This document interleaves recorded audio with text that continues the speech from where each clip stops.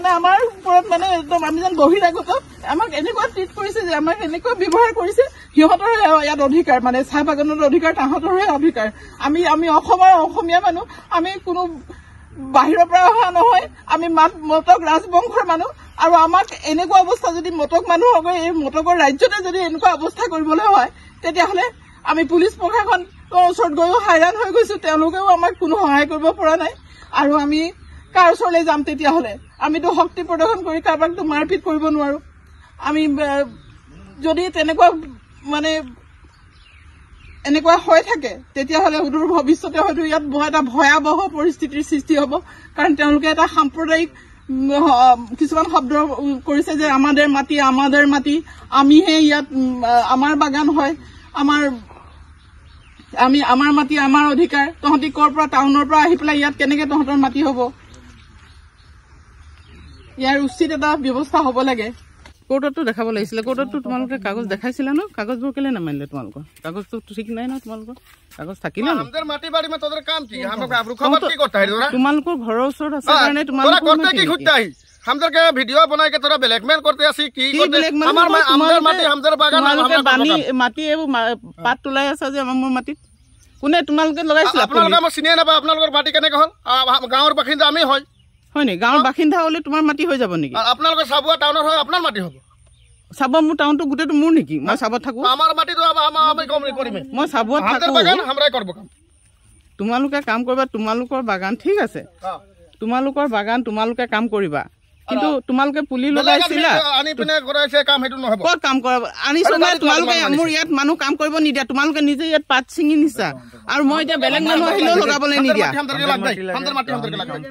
হা हमदर माटी লাগে তো हमनी काम তহঁতৰ মাটি লাগে তহঁতৰ हमदर মাটি লাগে বুলি কৈছে ঠিক আছে তহঁতৰ মাটি কাগজ পত্ৰ দেখা তো চৰকাৰ নাই নেকি কোনো হা নিজৰ জায়গাটো তহঁতৰ নিজৰে তাৰ মানে এইটো হা আইন কানুন নাই আৰু কোনো আইন কানুন দেখা আইন কানুনটো দেখা আমাৰ পৰিয়ালৰ এখন চাহ বাগিচা আছে কামুহাট গাঁৱত জুপিতৰা চাহবাৰী নামে তাত আমাক আজি কেইদিনমানৰ পৰা কেইজনমান দুৰ্বৃত্তই আমাক ইয়াত বাধা প্ৰদান কৰি আছে আৰু আমাক কৈছে যে তহঁতৰ ইয়াত কেনেকৈ তহঁতৰ ইয়াত বাগান হ'ব এইটো আমাৰ মাটি আমাৰ বাগান আমি পাত তুলিম আমাৰ অধিকাৰ আৰু ইয়াত আমাক এনেকৈ কৰিছে যেন তো আমি বহিৰাগত আমি ক'ৰ পৰা আহিছোঁ আমি মটক ৰাজবংশৰ মানুহ হয় আমাৰ চাবুৱাত যদি আমাৰ নিৰাপত্তা নাই আমাৰ অধিকাৰ নাই চাবুৱাতেই আমাৰ নিজৰ পতা মাটিতে যদি অধিকাৰ নাই তেতিয়াহ'লে আমাক এনেকৈ কোনোবাই আমাক এইখন প্ৰশাসনৰ দিনত আমাক কেনেকৈ এনেকৈ ধমকি দি পেলাই আমাৰ চকুৰ আগত পাত চুৰ কৰি নিয়ে আছে পুলিচ প্ৰশাসনেও আমি কাষ চাপিছোঁ কিন্তু আমাক আমি তেওঁলোকৰ পৰা সঁহাৰি পোৱা নাই এতিয়া আমি মুখ্যমন্ত্ৰী ডাঙৰীয়ালৈ এটাই অনুৰোধ তেখেতে যাতে এনেবোৰ কাৰ্যত হস্তক্ষেপ কৰি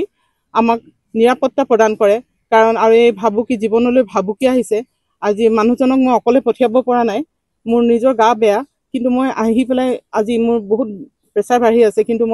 আজি মই তেওঁৰ লগত আহি পেলাই মই লগ দিব লগা হৈছে কাৰণ মই তেওঁক অকলে পঠাবলৈ মোৰ ভয় হৈছে মই গা বেয়া এনেকৈ মই নোখোৱাকৈ ৰাতিপুৱাৰ পৰা আমি ইয়াতে আছোঁ আমাক প্ৰাণে মৰাৰ ভাবুকি দিছে কোনে প্ৰদান কৰিছে বাৰু ভাবুকি প্ৰদান কৰিছে আমাৰ দীপাংকৰ চাওৰা অৰ্জুন পাত্ৰ আৰু ৰাধেশ্যাম পাত্ৰ ক'ৰ হয় তেওঁলোকে এই ওচৰৰে আমাৰ কাষতে বাগানৰ কাষতে আমাৰ বাগানতে কাম কৰি আছিলে তেওঁলোকে আৰু ডিচেম্বৰ মাহলৈকে তেওঁলোকৰ ঘৈণীয়েকবিলাক আমাৰ বাগানতে কাম কৰে আৰু তেওঁলোকে এতিয়া মানে কৈছে যে আমাৰ বাগান আমি পাত তুলিছোঁ তহঁতি কেলে কবি আপোনালোকৰ নিজৰ পটা মাটি হয় কিমান বিঘা মাটি আছে আমাৰ 39 বিঘা মাটি আছে এতিয়া কিমান দিনৰ পৰা আমি প্ৰায় আজি 97 চনৰ পৰা আমি ইয়াত পুলি লগাই তাৰ পাছত আমি ইয়াত চাহ খেতি কৰি আছো হয় এই ক্ষেত্ৰত প্ৰশাসনৰ ওচৰত যাওঁতে আপোনাক একো আমাক কোনো তেওঁলোকৰ অসহায় অৱস্থাটো আমি প্ৰত্যক্ষ কৰিছো আৰু তেওঁলোকৰ বেকত যে কোনোবা মানুহ আছে তেওঁলোকক যে কৰিবলৈ দিয়া নাই সেই কথাটো আমি স্পষ্টকৈ তাত আমি ধৰা পেলাব পাৰিছো মানে আমাৰ চকুৰ আগত তেওঁলোকক যিটো সন্মানেৰে আমাৰ পুলিচ চুৰকিজনক মাতি বহালে আমাক ধমকি দি পেলাই কথা ক'লে এইবিলাকত গম পোৱা যায় যে তেওঁলোকৰ ওপৰত কিবা ওপৰৰ পৰা প্ৰেছাৰ আছে নহ'লে কি কাৰণে তেওঁলোকে এইটো কৰিছে নাজানো এখন মোৰ জুপিতৰা চাহবাৰী মানে চাহ বাগান এখন আছে প্ৰায় 39 বিঘা মাটি আছে মই 1997 চনৰ পৰা ইয়াত চাহ বাগান খেতি কৰি আছোঁ 2006 চনতে মই মাটি সম্পূৰ্ণ ম্যাদী বঁটা পাইছোঁ। 2006 চনৰ পৰা মই 2023 চনলৈকে কোনো ধৰণৰ অসুবিধা নোহোৱাকৈ বাগানখন চলাই আছিলোঁ। 2023 চনত 2023 চনৰ মাৰ্চত হঠাৎ কিছুমান দুৰ্বৃত্ত আহি তেওঁলোকৰ মাটিবোৰ ইয়াত দখল কৰিলে, খুটি পুটি দখল কৰিবলৈ আহিলে। মোক কামত সোমাব নিদিলে। প্ৰায় 1.5 মাহ কাম বন্ধ থাকিলে। তাৰপিছত মই অভিযোগ দাখিল কৰিলোঁ, থানাত অভিযোগ দাখিল কৰিলোঁ, DC অফিচত দাখিল কৰিলোঁ, SP অফিচতো আপিল থাকিলে। পিছত এটা হিয়াৰিং হ'ল, ADC আমাৰ ৰেভিনিউ, ডিব্ৰুগড় ৰেভিনিউ, তেওঁ এটা নিৰ্দেশনা জাৰি কৰিলে। তেওঁলোককো মাতিলে, যিকেইজনৰ অভিযোগ আছিলে তেওঁলোককো মাতিলে। তেওঁলোকে মাতি লিখিতভাৱে জনাই দিলে যে ইয়াত খণ্ডপৰ গোহাঁই মাটিৰ বাদে বেলেগৰ মাটি নাই, তেওঁলোকৰ মাটি নাই, ইয়াত স্পষ্ট কথা ইয়াত মাটি নাই, আৰু তাত বেলেগ মানুহ সোমাই কাম কাজত বাধা প্ৰদান কৰিব নোৱাৰিব, বাট তোলাটো বাধা প্ৰদান কৰিব নোৱাৰিব। তাৰপিছত মোটামুটি পৰিস্থিতিটো ঠাণ্ডা হৈছিলে। তেওঁলোকে মাজে মাজে অসুবিধা কৰিছিলেতো, মোটামুটি পৰিস্থিতি ঠাণ্ডা হৈছে। প্ৰায় 1.5 বছৰ মই চলালোঁ তেনেকুৱাকৈ, কিন্তু এনেকুৱা অসুবিধা নাই। হঠাৎ এতিয়া আজি 2025 চনত 10 মে দিনাখন আমি যেতিয়া বাগান পৰিদৰ্শন কৰিবলৈ আহিলোঁ, মই আহিলোঁ, মোৰ পৰিবাৰ আহিলে, তাৰপিছত আকৌ মোৰ ভাগিন ল'ৰাটো আহিছিলে, মোৰ ছোৱালীও আহিছিলে, জিজ্ঞাসা গোহাঁই, তাইও আহিলে। আমি আহি দেখিলোঁ যে বাগানৰ য'তে ত'তে খুটি মাৰিছে। খুটিবিলাক আমি উঘালি দিবলৈ চেষ্টা কৰিলোঁ। আহিলে অৰ্জুন পাত্ৰ নামৰ ল'ৰা এজন আহিলে, আহি পিনে ক'লে যে এইবিলাক খুটি আমি পুতিছোঁ, আপুনি উঠাবলৈ কোন? মোক কৈছে এইডোখৰ মোৰ পতা মাটি, কোনোবা খুটি ফুটাটোৱে অধিকাৰ নাই তোমালোকৰ, ইয়াত মোৰ উঘালি দিয়াটো তোমালোকে কেনেকৈ মোক ধৰিবলৈ আহিছা, চাৰ্জ কৰিবলৈ আহিছা? তাৰপিছতে এনেকুৱাকৈ ধৰিলে। তাৰপিছতে দীপাংকৰ চাউৰা নামৰ ল'ৰাজনে তেওঁ লিড লৈ যায়। তেওঁ ক'লোঁ যে তই লিডাৰ হয়, তাক ক'লোঁ, কি ক'লে আপুনি বোলে মোক বেয়া কথা কৈছে, লিডাৰ মই নহয়। তেওঁ গোটেই ঘটনাটো তেওঁৰে কৈ আছে, কিন্তু বেকত থাকি তেওঁ কৈ আছে। তাৰপিছত আমি খুটিবোৰ উঘালিবলৈ চেষ্টা কৰিলোঁ। তাৰপিছত উঠি আমি টেঙাখাট থানালৈ গুচি গ'লোঁ। টেঙাখাট থানাত অচি সেইদিনা নাছিলে। আমি টেঙাখাট থানাত অভিযোগ দাখিল কৰিলোঁ 12 তাৰিখে, তেওঁ 14 তাৰিখে ল'লে। 14 তাৰিখে অচি টেঙাখাট থানা যোৱালে আগে আমি আকৌ পুনৰ বাগানলৈ আহিছিলোঁ। বাগানলৈ আহি থাকোঁতে গোটেই বাগানখন পাত চুৰ কৰি আছে। তেওঁলোকে মানে জবৰদস্তি সোমাই পাত চুৰ কৰি আছে। আমি লগে লগে গৈ থানাত অভিযোগ দিলোঁ, লিখিতভাৱে অভিযোগ দিলোঁ। থানাৰ পৰা মানুহ আহিল, তেওঁলোকে ইয়াত হাতে পালেহি, আমাক আহিব নিদিয়ে, হাতে পালেহি, কিন্তু তেওঁলোকে চিজ কৰিব লাগিছিলে, পাতবিলাক চিজ নকৰিলে। তাৰপিছত মই গম পালোঁ যে, মই তেতিয়া ডিব্ৰুগড়লৈ গ'লোঁ, SP অফিচত কিবা কামত গুচি গ'লোঁ। তাৰপিছত মই গম পালোঁ যে গমন গগৈ নামৰ এজন ব্যক্তিক, মানে আমাৰ চবৰে ব্যক্তি হয়, তেওঁ পাতৰ এজেণ্ট, তেওঁ বিক্ৰী কৰিলে। মই গমন গগৈক ফোন কৰিলোঁ, তেওঁ ক'লে যে হয় মই এনেকৈ ল'ব লগা হ'ল, তেওঁলোকে মোক বাধ্য কৰালে। মই এইটো কথাটো আপোনাৰ বেয়া হৈছে, আপুনি থানাত যাব লাগিব। তেওঁ থানাত জনালে, গধূলি মই থানাত জনাই, তেওঁ প্ৰায় জনাই দিলে, স্বীকাৰ কৰিলে যে তেওঁ পাতখিনি লোৱাটো হয়। তাৰপিছত আমি তেওঁলোকক ধৰিলোঁ, থানাত ক'লোঁ যে আপোনালোকে কিয় পাতখিনি চিজ নকৰিলে? তেওঁলোকে আমাক বিশেষ একো জবাব দিব নোৱাৰিলে। তাৰপিছত পিছদিনাখন মাতিলে আমাক, ল'ৰাকেইজনে গ'ল, পিছদিনাখন ল'ৰা গ'ল, তেওঁলোকে গ'ল। তাৰপিছত তেওঁলোকে কয় যে আমাৰ মাটি আছে, আমাৰ কাগজ পত্ৰ ৰাখিব। মই কৈছোঁ মাটিৰ কাগজ পত্ৰ আছে, তেতিয়াহ'লে তেওঁলোকে চাৰ্কল অফিচলৈ যাওক, কওক যে মোৰ মাটি চাৰ্ভে কওক, কথা নাই মোৰ। তাত যদি তেওঁলোকৰ মাটি সোমাই থাকে মোৰ আপত্তি নাই, মই মাটি দি দিম যদি তেনেকুৱা থাকে। পুলিচেও কৰে তেওঁলোক যে চাৰ্কল অফিচলৈ যাওক, আপোনালোকে চাৰ্কল অফিচত দাখিল কৰক, এইখিনি কৈ পিনে ক'ব যে আপোনালোকৰ মাটি আছে, আপুনি চাৰ্ভে কৰক। তাৰপিছত মই চাৰ্কল অফিচলৈ গ'লোঁ, মোৰ কাগজ পত্ৰৰ কপিবিলাক দাখিল কৰিলোঁ। তাৰপিছত তেওঁলোকৰ মানুহখিনি নগ'ল। ইয়াৰ পৰা যিখিনি মানুহে অভিযোগ কৰিছিলে, দীপাংকৰ চাউৰা থাকিব, অৰ্জুন পাত্ৰ, কোনে অভিযোগ কৰিছে, তেওঁলোকৰ কোনো মানুহেই তালৈ নগ'ল, চাৰ্কল অফিচলৈ গ'ল। মই সুধিছোঁ চাৰ্কল অফিচাৰক, তেওঁ ক'লে ইয়ালৈ কোনো মানুহ অহা নাই। তেখেতক মই সুধিলোঁ আপুনি কিবা একশ্যন ল'ব পাৰে নেকি? তেওঁ ক'লে যে আমি থানাৰ পৰা একো কাগজ পত্ৰ নোহোৱাকৈ আমি একশ্যন ল'ব নোৱাৰোঁ।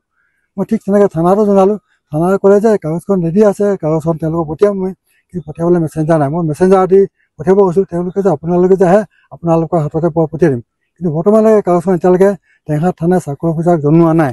আমি আকৌ পুনৰ টেঙাখাট থানালৈ গ'লোঁ, কালিও গ'লোঁ থানালৈ, ক'লোঁ তেওঁলোকক থানাত, কিন্তু অচিয়ে কিন্তু তেওঁ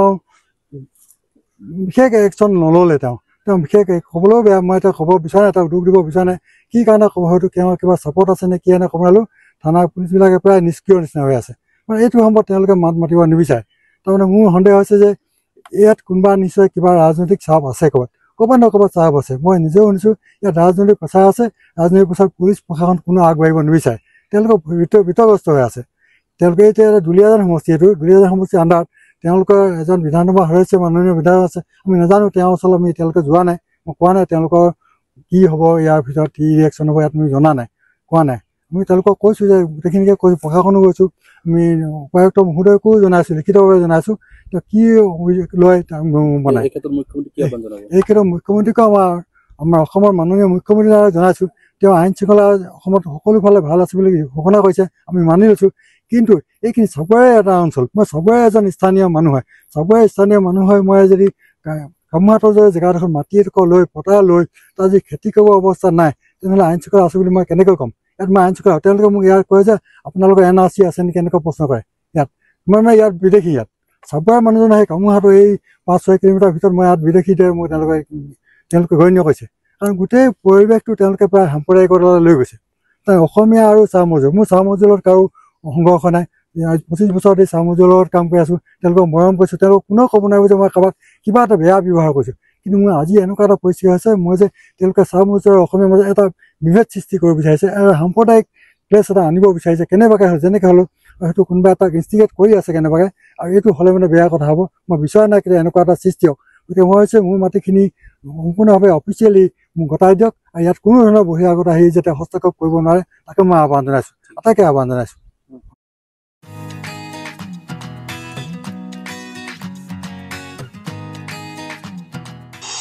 ৰোগীসকলৰ বাবে ভাল খবৰ এতিয়াৰে পৰা চাবুৱা আৰোগ্য হেল্থ কেয়াৰত উপলব্ধ হ'ল ফিজিঅথেৰাপি চিকিৎসা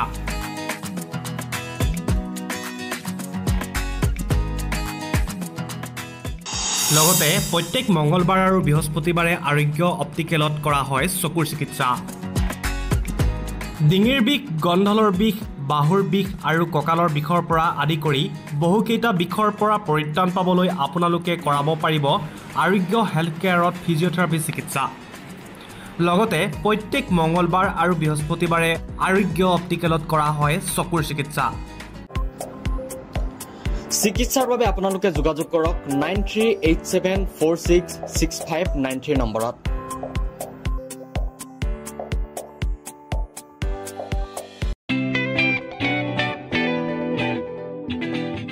ৰোগীসকলৰ বাবে ভাল খবৰ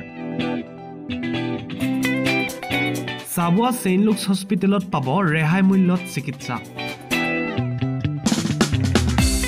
চাবুৱাৰ ছেইণ্ট লুকছ হস্পিটেলত এক্স-ৰে চিটি স্কেন আল্ট্ৰাছাউণ্ড অত্যাধুনিক মেচিনৰ দ্বাৰা লেবৰেটৰী টেষ্ট ইত্যাদি পৰীক্ষাসমূহ ডিব্ৰুগড় জিলা নাৰ্ছিং হোমতকৈ 40% ৰেহাই মূল্যত কৰা হয়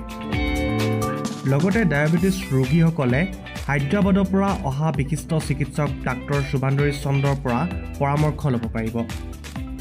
স্ত্ৰী আৰু প্ৰসূতি ৰোগৰ বাবে হায়দৰাবাদৰ স্ত্ৰী ৰোগ বিশেষজ্ঞ ডাক্তৰ উমা দেৱী ভিয়ে চিকিৎসা আগবঢ়াব লগতে উৰিষ্যাৰ পৰা অহা চিকিৎসক ডক্টৰ ৰঞ্জন কুমাৰ জিনাই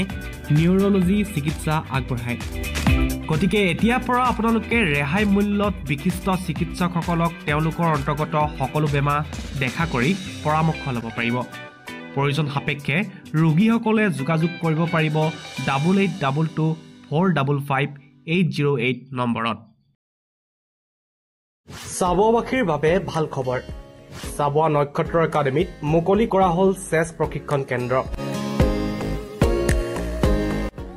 চাবুৱাৰ নক্ষত্ৰ একাডেমী স্থানত মুকলি কৰা হ'ল ব্ৰেইন ক্লাব চেছ একাডেমী নামেৰে এটা চেছ প্ৰশিক্ষণ কেন্দ্ৰ